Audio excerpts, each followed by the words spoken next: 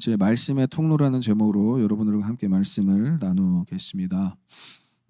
한국 사람들은 복을 좋아합니다. 그래서 복이라는 글자, 복 받으라는 인사 꽤 많이 하는 걸로 알고 있는데, 참 복을 받으려고 기도하는 것이 기복 신앙이라고는 하지만 창세기에서부터 살펴보면 아브라함이라는 인물도 하나님께서 복의 근원으로, 그러니까 복의 근원지, 오리진 오브 블레싱이라고 할 수 있겠죠. 복의 근원지로 만들기 위해서 아브라함에게 물질적인 축복도, 관계적인 축복도, 그리고 이 땅에서 번성하는 축복도 주셨다라는 것을 볼 때, 복은 우리가 꼭 구해야만 하는, 또 우리가 받아야만 하는 하나님의 어떤 상징적인 선물이 아닌가라고 생각을 합니다. 그러나 우리가 좀 기도를 바꿀 필요가 있을 것 같아요. 복 주세요, 복 주세요라고 기도하기보다는 하나님께 복을 받기 위해서 한번 따라해볼까요? 복의 통로가 되게 해주세요. 예. 우리가 기도가 이렇게 바뀐다면 하나님께서 어떻게 복을 안 주실 수 있겠습니까? 우리만 복 받고 끝나는 것이 아니라 그 복을 흘려보내는 복의 통로가 되게 해주세요. 이렇게 기도를 하는 것이 하나님께 합당할 거라고 생각을 합니다. 그래서 아브라함이라는 인물도 결국은 하나님께서 이 온 땅에 복의 근원으로 세우셔서 우리까지 이렇게 하나님을 믿는 복, 예수 그리스도를 주로 시인하는 복을 누리며 살 수 있게 되었다는 것이죠. 말씀을 전하는 일에도 마찬가지인 것 같습니다. 물론 저에게만 해당될 거라고 생각을 하시겠지만 말씀의 통로는 여러분들도 해당이 됩니다. 그래서 말씀을 전하는 일, 말씀의 통로가 되고 싶다는 그런 간절한 사모함은 우리에게 모두에게 다 있어야 된다는 것이죠. 그것은 특별한 은사가 아닙니다.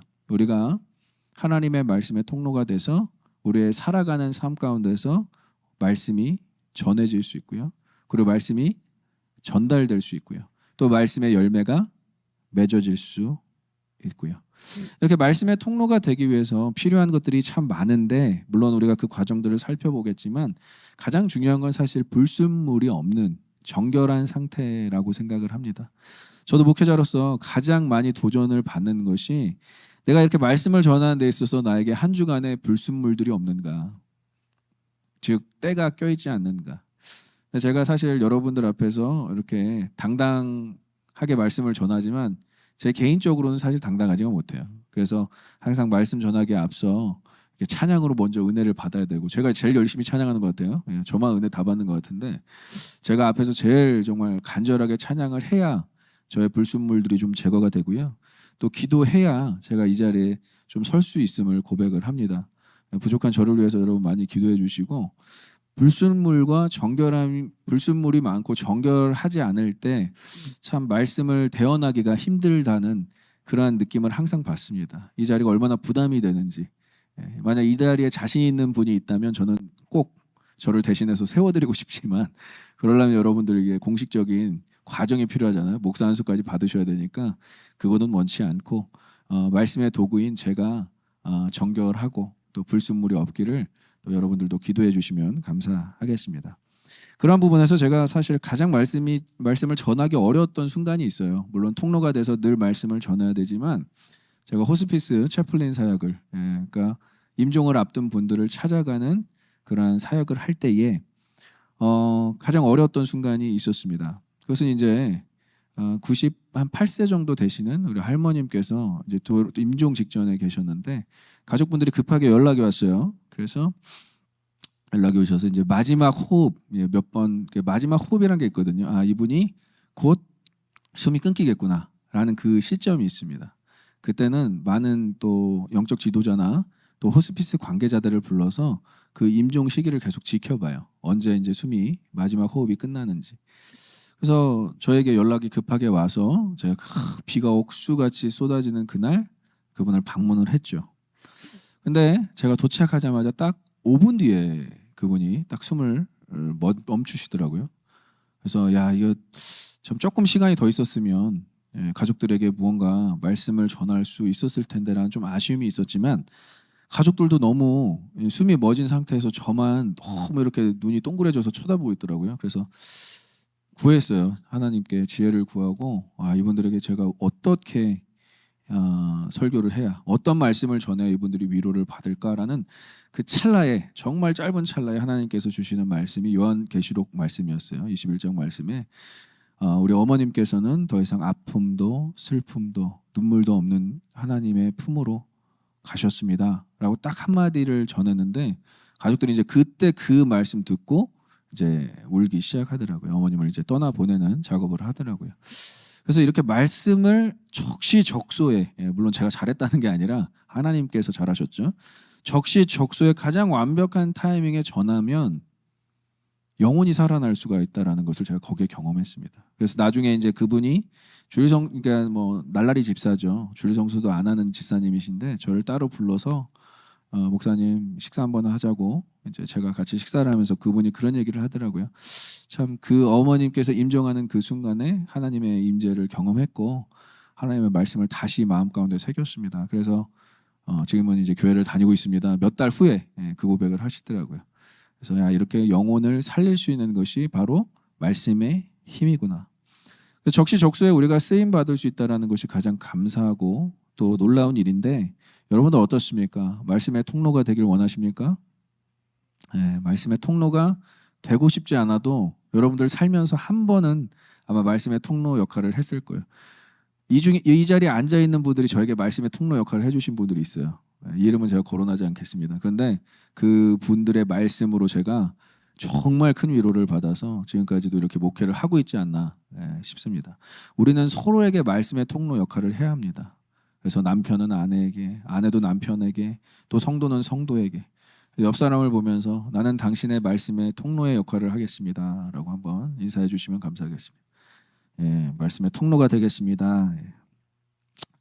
자, 그런데 중요한 게 준비 과정이라는 거죠. 항상 우리가 이제 사무엘상을 보면서 그럼 말씀의 통로가 어떻게 돼야 되는가? 예, 중요하죠. 본문을 보면서 함께 알아볼 때에 첫째, 따라오겠습니다. 하나님과 함께 성장해야 한다.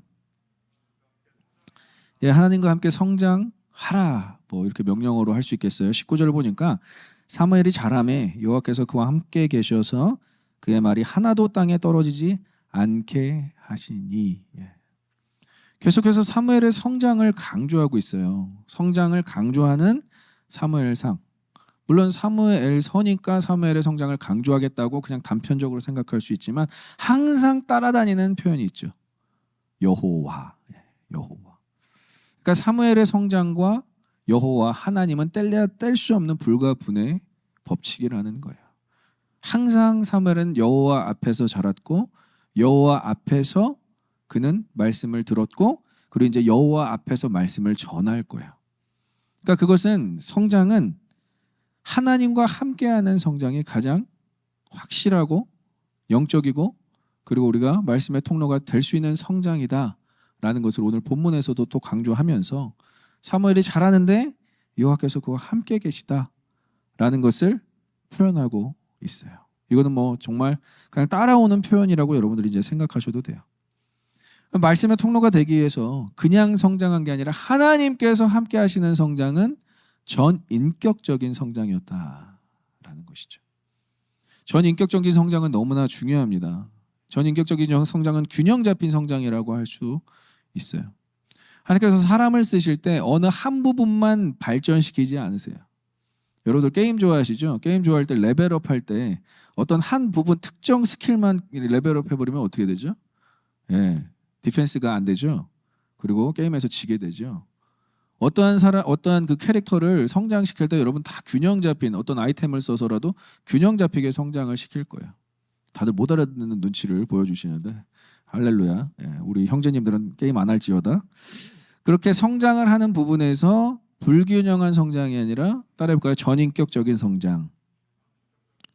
여러분 우리의 육체도 마찬가지잖아요. 영양소가 한 부분이라도 부족하면 우리는 건강이 나빠지게 되죠. 우리의 건강을 위협하는 그러한 상황이 되죠. 영적인 건강도 동일하다라는 거예요. 그런데 영적인 건강을 할 때에 우리가 무언가를 준비하고 무언가를 준비하고 무언가를 준비하는 게 아니라 영적인 성장에서 가장 도움을 주실 수 있는 분은 우리의 하나님이시라는 거예요. 그래서 우리의 성장을 이루고 싶다면 하나님과 함께 하시면 됩니다. 너무나 간단한 거예요. 근데 하나님과 함께 하는 방법이 있어요. 하나님과 함께 하는 방법은 너무나 간단합니다. 말씀 묵상, 기도, 그리고 예배. 그러니까 오늘 이렇게 예배를 드리는 분들은 하나님과 함께 하시는 것입니다. 믿으십니까?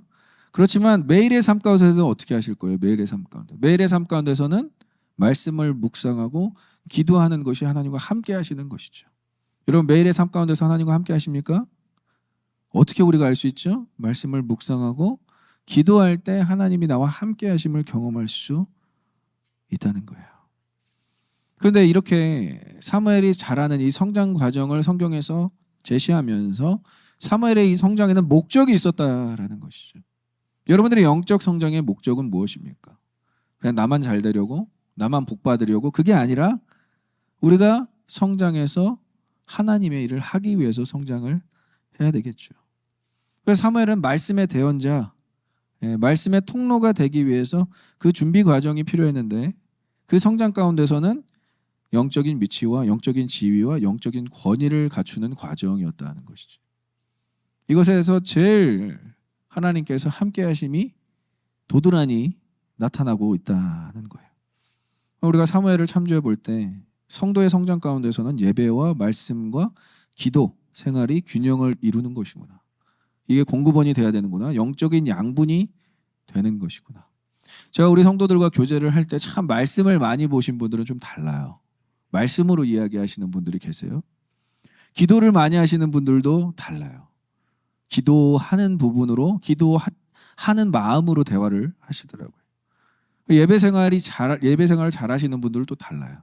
예배 중심적인 삶으로 살아가시더라고요. 그러나 이 세 가지 요소가 어느 한 가지도 빼놓을 수 없는 중요한 요소라는 거예요. 무엇을 위해서? 여러분들의 영적인 성장을 위해서.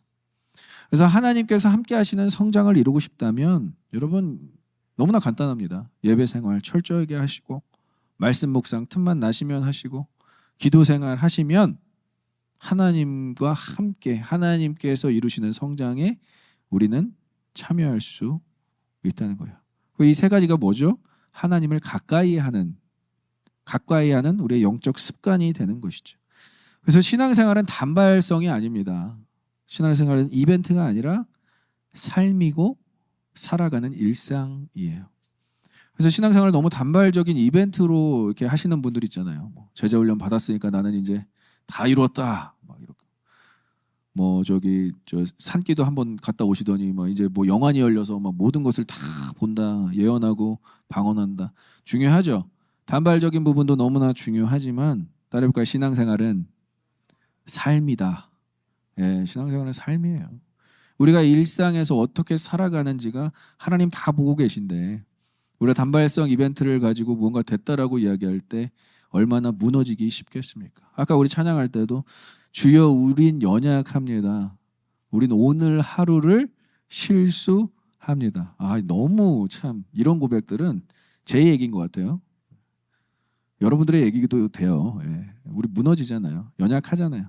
그런데 주님께서 완전하시니 그 완전하심을 닮아가기 위해 오늘도 살아냅니다. 그러니까 삶을 포기하지만 않는다. 물론 이제 삶을 포기할 분들은 없겠지만 혹시나 진짜 다 포기하고 싶어. 이제 더 이상 나아갈 힘이 없어. 아니요. 여러분들 살아내시면 하나님께서 길을 만들어내시고 하나님께서 여러분과 함께 하시면 그 길이 열리는 놀라운 은혜가 있을 거예요. 그래서 다윗의 고백처럼 주의 말씀은 내 발의 등이요 내 길의 빛이니이다. 총체적으로 다 인도하심을 받겠다는 이기적인 고백이에요. 내 발의 등도 되시고 내 길의 빛이 되주세요. 그런데 그게 이기적인 고백이 아니라 저와 여러분들의 고백이 되길 소망합니다. 한 치 앞도 모르는 그 길, 그리고 한 걸음도 뗄 수 없는 우리의 방향에 대해서 하나님께 다 맡겨버리겠다라는 고백인 것이죠. 그래서 훈련의 중요성, 선교, 제자훈련, 성경 공부, 교회에서 하는 모든 프로그램에 여러분 가급적이면 동참하셨으면 좋겠어요. 물된 동산 다 동참하시길 소망합니다. 아멘 하신 분들만 제가 봤어요 지금. 자, 둘째 따라해보겠습니다. 모든 사람들의 인정이 있어야 한다. 20절에 보니까 단에서부터 브엘세바까지 온 이스라엘이 사무엘은 여호와의 선지자로 세우심을 입은 줄을 알았더라. 원어적으로 보면 세우심을 입은 줄 알았더라가 세우심을 인정했더라라요. 알다라는 단어를 조금 더 깊게 써서 인정하다, 그를 받아들이다. 뭘로? 선지자로. 근데 놀라운 것은 아직 엘리 제사장과 홈리와 비느하스, 그 엘리 가문이 살아있거든요. 대제사장 직책을 갖고 있는 그 가문의 사람들이 다 살아있는데, 이 부엘세바부터 단까지는 모든 이스라엘의 지명을 의미합니다. 북쪽에서부터 남쪽까지 모든 사람들이 모든 이스라엘 백성들이 사무엘을 선지자로 받아들였다라는 거예요. 누가 있는데도 불구하고, 엘리가 있고 홈리와 비느하스가 있는데도. 여러분, 이렇게 모든 사람들의 이 동일한 평가, 특별히 긍정적인 평가를 받을 수 있고 인정을 받을 수 있다는 것은 실로 놀라운 거예요. 어렵습니다. 왜냐하면 다 생각이 다르기 때문에 그래요. 지금 뭐 한국에서도 일어나는 일도 그렇고 미국에서 일어나는 일도 있고, 좌우 진영, 진영 논리에 있어서 우리는 또 극과 극으로 가기도 하죠. 그 다음에 편애가 있다라는 거예요. 난 저 사람 더 좋아. 난 저 사람이 조금 더 좋아. 이러한 것들, 우리가 평가가 있다라는 것이고요. 거기에 뿌리를 내린 것이 바로 선입견, 우리의 세계관으로 우리는 사람을 평가하고 인정하기 때문에 모든 사람들에게 인정받는 것은 어려워요. 그러니까 여러분들 모든 사람에게 인정받으려고 한다면 어려워집니다. 그럼 먼저 뭐가 돼야 될까요? 하나님께 인정받으면 됩니다. 믿으십니까? 하나님께 인정받으면 사람의 인정은 따라오게 돼 있어요. 그리고 하나님께 인정받으면 사람한테 인정 안 받아도 돼요, 사실은. 제가 금요일 날도 나눴지만 저는 인정 욕구가 굉장히 강한 사람이에요. 왜냐? 어렸을 때 별로 칭찬을 받아본 기억이 별로 없기 때문에. 근데 하나님께서 인정하신다라는 것을 알기 시작했을 때부터는 사람의 인정에 대한 별로 관심이 안 가지더라고요. 다행히 우리 교회 내에서는 참 건강한 자아를 갖고 계신 분들이 많아서 뭐 인정 안 받아도 신앙생활 열심히 하시는 분들이 많지만, 하나님의 사람은 하나님께서 인정해 주십니다. 그리고 하나님께서 택하시고 세우시고 성장시켜 주셨기 때문에 그 자아가 너무나 건강하다고 할 수가 있어요. 그래서 어렸을 때 조금 결핍이 있어서 나는 성장하면서 인정을 많이 못 받고 칭찬을 많이 못 받았다고 해도 하나님의 칭찬, 하나님의 인정으로 만족하는 삶이 가장 복되고 가장 안정적이라는 것이죠. 그래서 하나님의 인정을 받는 사람은 사람의 인정을 받을 수밖에 없는, 그런 구조적으로 그럴 수밖에 없다라는 거예요. 대표적인 인물 누구죠? 예수 그리스도. 하나님께서 인정하시고 하나님께서 칭찬하시고 너는 내 아들이라고 공표하신 예수님께서는 사실 사람의 인정을 받지 않아, 심지어 사람들의 미움을 받으면서도 그의 영적 자존감은 충만했다라는 거예요. 근데 우리는 아무리 사람들에게 칭찬받고 인정받는데도 우리는 계속 결핍을 느껴요. 부족함을 느껴요. 왜? 우리를 만드신 하나님의 인정을 못 받았기 때문에 그렇습니다. 사람의 인정이 아닌 하나님의 인정 받으시는 저와 여러분들 되시길 소망합니다. 하나님께 인정받으려면 하나님께서 원하시는 일을 해야죠. 그게 단 거죠. 사무엘은 아주 어렸을 때부터 계속 하나님께서 인정받는 자리에만 있었다라는 거예요. 실로, 성막, 지성소, 그리고 단에서 부엘세바까지. 모든 지역이 다 하나님께서 원하시는 곳이었다라는 거예요. 자신이 의지가 반영된 게 하나도 없더라는 거예요. 그러니까 하나님께 인정받는 인생이 사람에게도 인정받는 거예요. 이거 많이 들어본 이야기 같지 않습니까? 사무엘의 성장 배경에도 고스란히 나와요. 사무엘은 하나님과 사람에게 사랑을 받았더라. 예수님도 동일한 거예요. 제일 먼저 누구한테 사랑을 받았다고요? 하나님. 은총을 받았다라고 나왔지만 그건 사랑이에요. 하나님과 사람에게 사랑을 받고 은총을 받은 자. 그럼 결국은 하나님께도 인정받고 사람에게도 인정받을 수 있다는 거예요. 그래서 하나님께 인정받으려고 노력하는 삶, 그것이 하나님께서 기뻐하시고 당연히 사람의 인정도 따라온다는 거예요. 근데 이렇게 제가 참 이렇게 불 붙듯이 이야기하는 것은, 안타깝게 이야기하는 것은 제가 이 부분에서 아직 내려놓지 못한 게 있다라는 것이죠.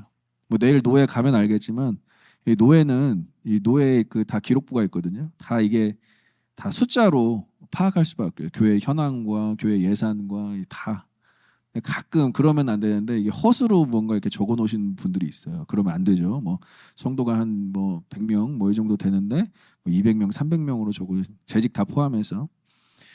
그런 그 자리가 사실은 굉장히 힘들어요. 목회자로서도. 우리 교회의 어떤 수적 부흥과 이런 것들이 너무나 중요하다는 것을 아는 또 지도자이기 때문에. 근데 막상 그 자리 가운데서 그 노예록을 나눠 보기 전에 예배드리고 기도하고 또 같이 눈물 흘리고 나면 그 마음이 사하게 놀아들어요. 우리가 무엇을 위해서 목회를 하나?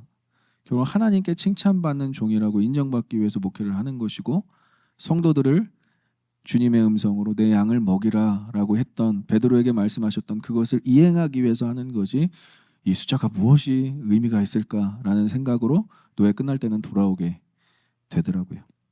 그래서 저와 여러분들은 과정 중에 있습니다. 아직까지도 사람에게 인정받고 싶어하는 욕구가 있다면 그건 어쩔 수가 없어요. 그러나 하나님께 인정받으면 사람의 인정은 따라온다는 것, 그 원리만 여러분들이 잘 아시면 돼요. 그러면 하나님께 인정받기 위해서는 뭐가 필요할까요? 자세. 우리의 자세는 야고보서 4장 10절에 나와 있습니다. 함께 읽겠습니다. 주 앞에서 낮추라. 그리하면 주께서 너희를 높이시리라. 믿으십니까? 하나님께서 인정받는 일은 딱 한 가지밖에 없어요. 내가 주인이 되고 내가 내 삶의 주인공이 되고 내가 내 삶의 운전대를 잡고 나아가는 자는 하나님께서 높여주실 수가 없고요. 내가 너를 너무 쓰고 싶고 내가 너와 함께 동행하고 싶고 내가 너와 날마다 있고 싶고 어떤 사람과 함께 있을 수 있을까요? 자기를 낮추는 사람. 그럼 당연히 하나님께서 그를 높이신다. 참 사무엘에게는 반면 교사가 있었죠. 엘리라는 사람이 있어서 더욱더 이렇게 완벽한 성장을 이룰 수 있었는데, 우리의 삶 가운데서도 가끔은 좋은 교사, 정말 모범이 되고 따라가고 싶은 그런 교사가 있는 것도 중요하지만 반면 교사가 있는 것도 너무나 중요합니다. 그러니까 여러분들이 삶 가운데서 참 자기를 힘들게 하고 자기를 막 정말 괴롭게 하고 이런 사람들이 어느 순간 나의 성품과 나의 인격을 만드는 사람일 수 있다는 것이죠. 그래서 너무나 완벽하게 하나님께서는 사무엘을 그렇게 만들어 가셨고, 앞으로 나올 다윗이라는 인물도 사울을 통해서 만들어 가신다는 것이죠. 그래서 우리가 낮추고 싶지 않고 낮아지고 싶지 않고 또 우리의 마음대로 살아가고 싶어도 하나님께서 택하신 사람은 하나님께서 만들어 가시는데 하나님께서 낮추시는 과정을 경험하게 하세요. 낮아지는 과정을 경험하게 하세요.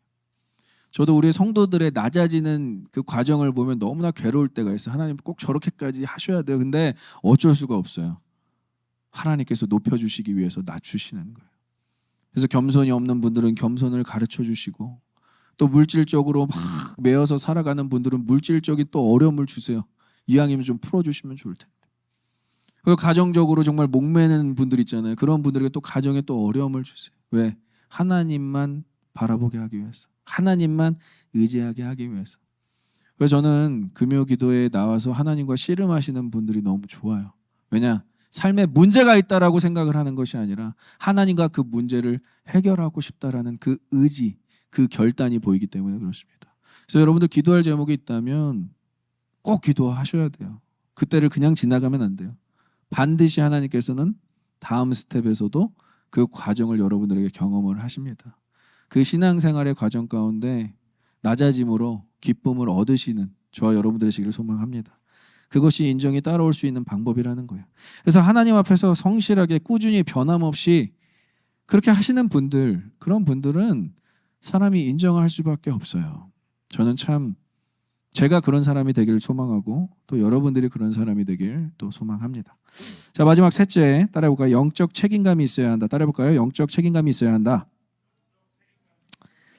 자, 21절 여호와께서 실로에서 다시 나타나시되 여호와께서 실로에서 여호와의 말씀으로 사무엘에게 자기를 나타내시니라. 굉장히 중요한 표현이에요. 실로. 더 이상 하나님께서 말씀하실 수 없는 곳이 실로예요. 누구 때문에? 엘리와 그 아들들 때문에. 그러나 하나님께서는 사무엘 때문에 어디를 회복시키죠? 실로를 회복시키는 거예요. 그러니까 실로라는 장소는 너무나 중요해요. 실로는 실로 중요합니다. 여러분 이런 거 좀 웃으셔도 되는데 실로는 실로 너무나 중요해요. 왜 중요하냐면 이곳이 예배 장소이기 때문에 그래요. 그러니까 목사님 이제 예배 장소 이제 좀 사람 없고 또 여기 분위기 또 그렇고 아니요. 예배 장소는 하나님께서 반드시 회복시키시는데 뭘로 회복시키시냐? 말씀으로 회복시키신다라는 거예요. 그게 너무나 은혜가 됩니다. 왜냐? 우리는 무언가 회복이 돼야 한다 그러면 어떤 상황과 환경이 막 바뀌어야 된다고 생각하잖아요. 근데 먼저 임하시는 게 하나님 말씀이에요. 그래서 하나님의 말씀이 임하면 우리의 막 마음이 막 찢어지고 괴롭고 힘들고 막 부딪힘이 일어나요. 제가 여러분들에게 말씀을 전하는데 여러분들 말씀이 막 마음에 쏙쏙쏙 박히면 정말 그것은 놀라운 하나님의 예비하심이고, 사실 말씀을 전할 때 우리에겐 계속 부딪힘이 있습니다. 미워하는 사람이 자꾸 생각나요. 화가 나는 일이 일주일 동안 막 안 좋았던 막 분한 마음이 막 생겨나요. 그게 누가 주시는 마음이죠? 제가 주는 마음인가요? 하나님께서 주시는 마음이에요. 너 그거 나한테 내려놔. 너 그거 내려놓고 가야 돼. 똑같은 거예요. 실로에서 계속 하나님께서는 해결하고 가기를 원하세요. 갑자기 이스라엘 백성들에게 다 찾아가서 단에서부터 브엘사바까지 그렇게 임하시는 게 아니라 실로를 먼저 회복하시는 거예요. 그래서 여러분들 기도할 때 여러분들의 예배의 자리가 회복돼야 된다. 예배의 자리가 회복되지 않으면, 하나님과의 관계가 회복되지 않으면 다른 것 다 안 되는 거예요. 근데 예배의 자리 가운데서 회복이 되면 정말 예배 드리기 전에 미워하고 막 진짜 힘들게 했던 사람한테도 희한하게 하나님의 마음으로 바라볼 수 있는 여유가 생기고요. 여러분 상황과 환경이 얼마나 참 일주일간 각박한 삶을 살았습니까? 제가 여러분들의 삶을 다 이해한다고 감히 얘기를 하지 못해요. 그러나 하나님의 마음과 하나님의 시각으로 다시 나아가서 월요일을 시작할 수 있게 된다는 것이죠. 여러분 이 예배에 목숨 걸기를 소망합니다. 이 예배에서 은혜 받고 가야지라는 정말 그 간절함이 있어야 된다는 거예요. 왜? 하나님께서는 실로를 찾아가시잖아요. 다시 말씀하셔도 실로에서 하시고, 사람을 세우셔서 실로에서 하시고, 엘리와 이제 제사장 아들들이 이제 끝났으니까 나는 더 이상 실로 버려, 이게 아니라, 여러분 이스라엘 백성들이 얼마나 소망 없이 행동합니까? 구약 시대 내내. 그런데 또 하나님께서는 구약 시대를 찾아가세요. 이스라엘 백성들을 찾아가세요. 왜 그러죠? 이들을 회복시켜야 하는 하나님의 의지적 결단이 계속 반영되고 있는 거예요. 우리가 하나님의 자녀로서 못 살아가요. 아까 자녀의 명예로서 못 지키고 이러지만 계속 하나님께서 우리를 자녀됨을 확인시켜 주세요. 왜? 우리를 포기하지 않으시는 하나님이시기 때문에 그렇습니다. 그러니까 하나님의 끈질김과 우리의 자존심, 우리의 끈질김과 여러분 대치하려고 하지 마세요. 하나님 영원하신 하나님이십니다. 결국은 싸워서 질 수 있는 것은 우리밖에 없어요. 그러면 하나님의 그 끈질김에 반응하기 위해서 우리는 예배 생활과 기도 생활과 묵상 생활을 하나님 앞에서 습관적으로 나아가는 그러한 영적 습관이 필요하다라는 것이죠. 그래서 사무엘은 이것을 알았다라는 거예요. 대단한 그 하나님의 말씀 받았다고 해서 실로를 박차고 떠나서 주인공 역할, 지도자 역할, 선지자 역할을 한 게 아니라 그는 기다렸다라는 거예요. 실로에서 계속해서 하나님은 이 실로에서 다시 말씀하실 거야. 여러분 그렇지 않습니까? 엘리와 그 두 아들 하는 짓거리 보면서 이 사무엘이 몇 살까지 살았을까요? 20년 이상을 살았다고 합시다. 그러면 그 짓거리를 계속 보는데 얼마나 속이 타고 분할까요? 다 뒤집어 버리고 싶겠죠? 아니요. 그런데 사무엘은 계속 있었다라는 거. 왜? 하나님 그 자리에서 다시 말씀하실 것이기 때문에. 그래서 여러분 예배의 자리와 어떤 공동체와 이런 것들을 너무 쉽게 포기하지 말라는 거예요. 거기서 하나님께서 말씀하세요. 거기서 하나님께서 다시 만나주세요. 그리고 거기서 여러분들 다시 세워주세요. 그게 순서입니다. 그리고 4장 1절로 넘어가서 사무엘의 말이 온 이스라엘에게 전파됐더라. 이게 굉장히 중요한 거예요. 분명히 말씀은 하나님께서 하셨는데 이제 하나님의 말씀이 뭐가 되었다고요? 사무엘의 말이 돼버린 거예요. 이렇게 돼야 된다는 게 이렇게. 이거를 이제 4장으로 넘기는 거예요. 지혜롭게. 저도 너무 감사한 게 하나님의 말씀이 선포됐는데 이제 하나님의 말씀이 뭐가 됐다고요? 사무엘의 말씀이 돼버린 거예요. 일치가 돼버린 거예요. 혼연 일치가 돼버린 거예요. 완전 하나님과 사무엘이 동등한 위치는 아니더라도 하나님께서 하시는 말과 뜻과 계획이 다 사무엘에게 전달돼서 통로가 돼버린 거예요. 너무 부럽습니다. 자신의 말이 하나님의 말이 될 수 있다는 영적 부담감을 안고 실로에서 계속 기다렸다라는 거예요. 여러분 가정생활 힘들다고 남편이 집 나가면 어떻게 되죠? 우리 아내분과 우리 자녀들은 어떻게 되겠어요? 그냥 평생 상처를 안고 살아가는 거죠. 여러분 가정생활 힘들다고 아내분이 집 나가시면 어떻게 되죠? 남편분들이 잘 아이들을 키우면 모를까, 아이들은 평생 상처를 안고 그 가정은 그냥 풍지박산이 나는 거죠. 똑같습니다. 신앙생활도요. 내가 교회, 공동체, 지긋지긋한 이게 아니라 하나님 나에게 여기서 말씀해 주세요. 실로 사무엘에게는 끔찍한 아주 홈리와 비느하스, 엘리 제사장 아주 지긋지긋한 그게 아니라 하나님 나에게 찾아오셔서 말씀하셨던 곳, 적어도 그곳에서 회복이 돼야 그 다음 스텝이 이루어질 수 있다는 거예요. 그거를 바로 영적 책임감이라고 하는 것입니다. 적어도 하나님의 말씀을 우리가 실어 나르는 도구가 되고 싶다면 영적 책임감이 있어야 된다는 거예요. 이제 사무엘의 말에는 하나님의 권위와 하나님의 뜻과 하나님의 계획이 동반됩니다. 그러니까 말을 할 때마다 이제 영적 거룩한 부담감을 느끼는 거예요. 여러분들의 그 소그룹이나 여러분들의 교제가 너무나 중요한 것이 여러분들은 말씀을 듣고 말씀을 나누는 사람들이에요. 말씀을 나누는 장이에요. 그래서 뭐 주식 얘기, 뭐 코인 얘기, 우리 교회는 일체 이런 얘기 안 해요. 전 되게 감사해요. 왜냐? 제가 많은 목사님들 만나보니까 소그룹을 모아놨더니 그렇게 주식 얘기를 한다. 그렇게 어떻게 됐어? 막 보면서 전 뭐 주식도 모르지만 막 지표 보면서 떨어졌어. 떨어졌대. 김 집사 떨어졌다면은 그 주에 소문 다 나는 거예요. 박 지사 올라갔대. 뭐 그러면 그 주에 소문 다 나는 거. 여러분 말씀을 듣는데 어떻게 그런 것들을 나눌 수 있을까? 그것은 뭐죠? 말씀을 안 들었다라는 얘기죠. 말씀을 들으신 분들은 말씀을 나누시길 소망합니다. 그게 우리가 소그룹을 하는 이유예요. 왜? 그 말씀 붙잡고 녹여내서 내 삶 가운데 적용하고 살아가야 되잖아요. 그냥 여기 강단에서 선포되는 말씀으로 끝나는 것이 아니라 내 삶 가운데 받아들여야 되잖아요. 그래서 영적 책임감은 여기까지 이어지는 것입니다. 말씀을 들었어요? 책임감으로 말씀을 들었어요? 그러면 그 다음부터 이 말씀을 살아내는 영적 책임감도 우리에게 필요하다라는 거예요. 왜?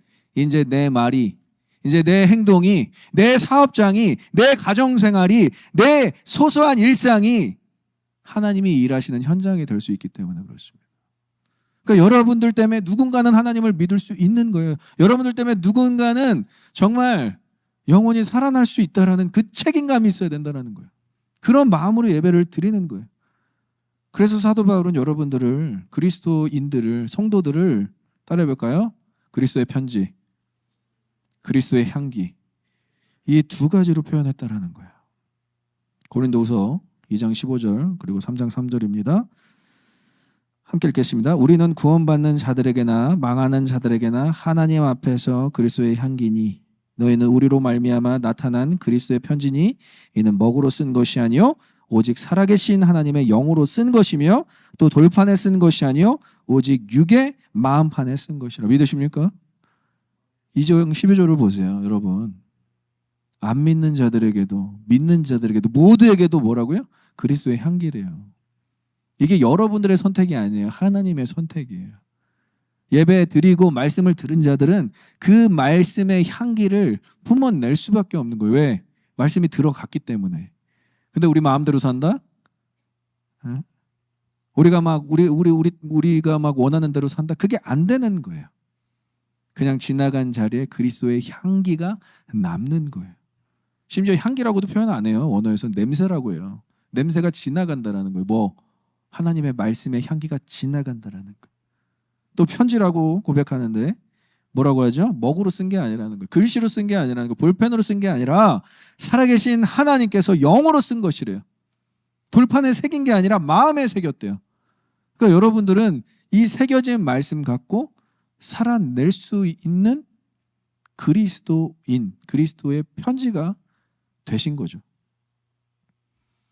그래서 어느 특정 인물만 이 말씀의 통로의 역할을 하는 것이 아니라 저와 여러분들 모두가 이 말씀의 통로 역할을 하게 되는 것입니다. 무엇을 가지고? 영적 책임감을 가지고.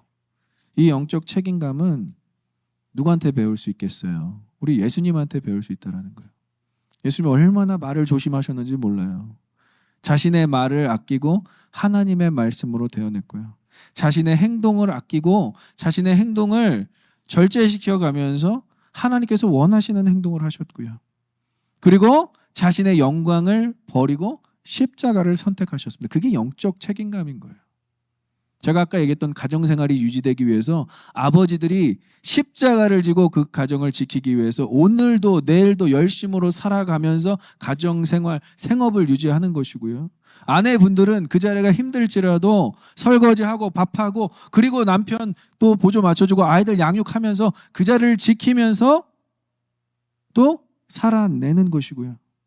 또 개인으로 살아내시는 분들도 마찬가지입니다. 회사에서 또 여러분들의 삶 가운데서 여러분들의 교제 생활 가운데서 또 살아내시는 가운데 하나님의 일하심을 드러내는 것이고요.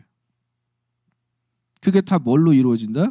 영적 책임감으로 이루어질 수 있다라는 거예요.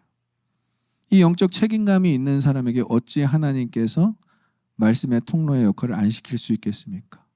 말씀의 통로가 되기 위해서는 이제 여러분들 영적 책임감을 갖고 이렇게 기도하셔야 돼요. 한번 따라해 볼까요? 하나님, 말씀으로 채워주세요.